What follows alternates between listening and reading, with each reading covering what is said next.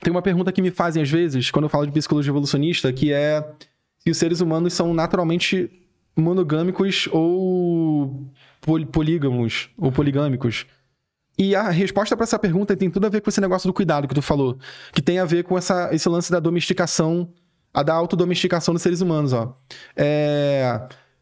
Eu não diria que os seres humanos são naturalmente monogâmicos, mas eu também não diria que os seres humanos são naturalmente qualquer outra coisa. Eu diria que os seres humanos, eles são preparados evolutivamente para se engajar em tipos de relacionamento que aumentam o cuidado parental. A gente vê que os tipos de relacionamento que vencem culturalmente em diferentes sociedades são os tipos de relacionamento que naquele local aumenta o cuidado parental. E aí a gente tem um monte de coisas que nascem evolutivamente ao redor disso. Por exemplo, a avó. Não tem avó em outras espécies. O que é uma avó? Não é simplesmente a mãe do bicho viva. A avó, tecnicamente a avó é uma fêmea velha que não tem filho, porque ela já é infértil, ela tá na menopausa. Mas... o que tem a ver uma coisa com a outra? É porque se ela não tem filho, ela consegue direcionar todo o cuidado dela pro filho da filha dela, ou filho do filho, entendeu? Ela cuida do neto. Então isso aumenta o cuidado parental entre seres humanos. Você não tem só pai e mãe cuidando. Você tem avó, avô, pai, mãe. Aumenta ainda mais o cuidado parental se a gente levar em conta que aquele filhote vai ter irmãos mais velhos que vão ajudar a cuidar. Então... A gente cria o conceito de padrinho e padrinha. Padrinho, exatamente. É um conceito cultural... Padrinha. Olha só, é um conceito cultural que serve a função muito biológica de aumento de cuidado parental. Olha só como que biologia e cultura se complementam. É isso que eu tô falando. Mas o que a monogamia tem a ver com isso? Ô, Du, você pega mais água, café. Quer alguma coisa? Quer mais café? Eu quero mais café, cara. Pega lá pra gente, por favor. Aí assim, mas o que a monogamia tem a ver com isso? Eu disse antes, né? Eu não diria que os seres humanos são naturalmente monogâmicos. Eu acho que é muito forte afirmar isso. Mas eu também não diria que os seres humanos são naturalmente poligâmicos. A galera do relacionamento não monogâmico gosta muito de falar isso, mas eu não concordo com eles. Mas eu também não concordo com a galera que é conservadora e fica dizendo que os seres humanos são naturalmente monogâmicos e família nuclear. Não é. Tem muito dado antropológico que mostra que não é bem isso. Assim, as coisas seriam tão simples se fosse 0-1, mas não são, velho. Não é 0-1, exatamente. É muito mais complexo. Então, assim... A gente não é muito naturalmente nenhuma coisa nem outra, mas tem um detalhe aí. Na maioria das configurações ecológicas e culturais, o tipo de relacionamento mais estável do ponto de vista de fornecimento de cuidado parental acaba sendo alguma coisa próxima da monogamia. É por isso que eu não diria que seres humanos são naturalmente monogâmicos, mas acaba que na dinâmica social somada à interação desse grupo com o ambiente com escassez de alimento, sem escassez de alimento, por aí vai.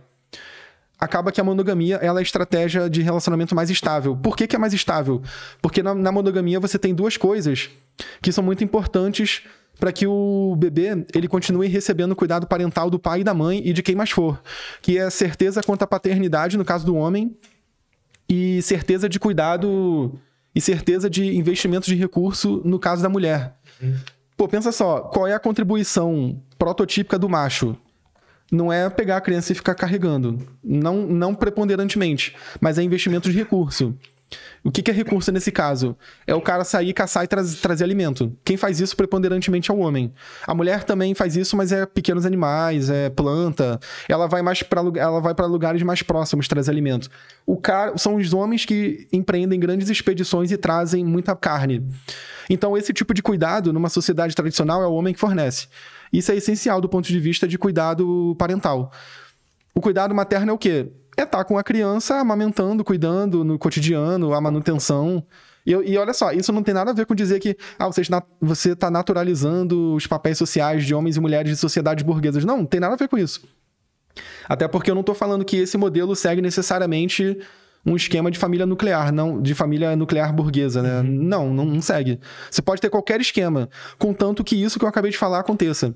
Você pode ter, sei lá, mulher com mulher, homem com homem, 3 homens, 1 mulher, 3 mulheres, não importa. Isso que eu acabei de falar tá acontecendo, então essa estratégia vai sobreviver culturalmente. Se não tiver isso, é provável que essa sociedade ela deixe de existir. Entendeu? Então é assim que funciona. Mas eu disse que é um pouco mais complicado do que monogamia ou poligamia. É mais complicado ainda do que eu tô falando. Por quê?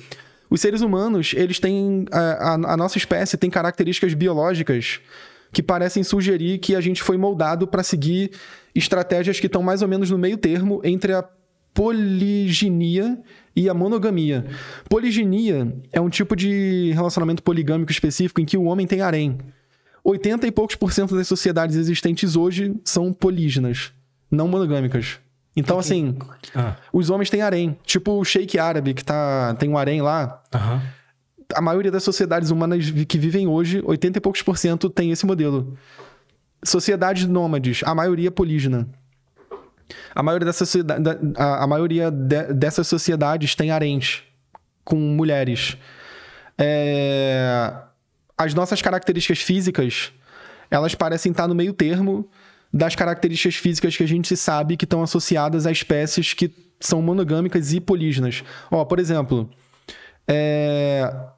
dimorfismo sexual. O que é dimorfismo sexual? O tamanho médio de homens e mulheres.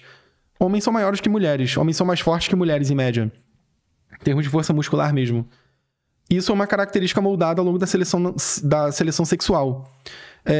E isso tem a ver com uma coisa muito específica que ocorre na seleção sexual, que é a competição intrasexual. Competição intrasexual é menor em espécies monogâmicas. Isso significa que existe menos pressão seletiva para que os machos compitam entre si pelas fêmeas.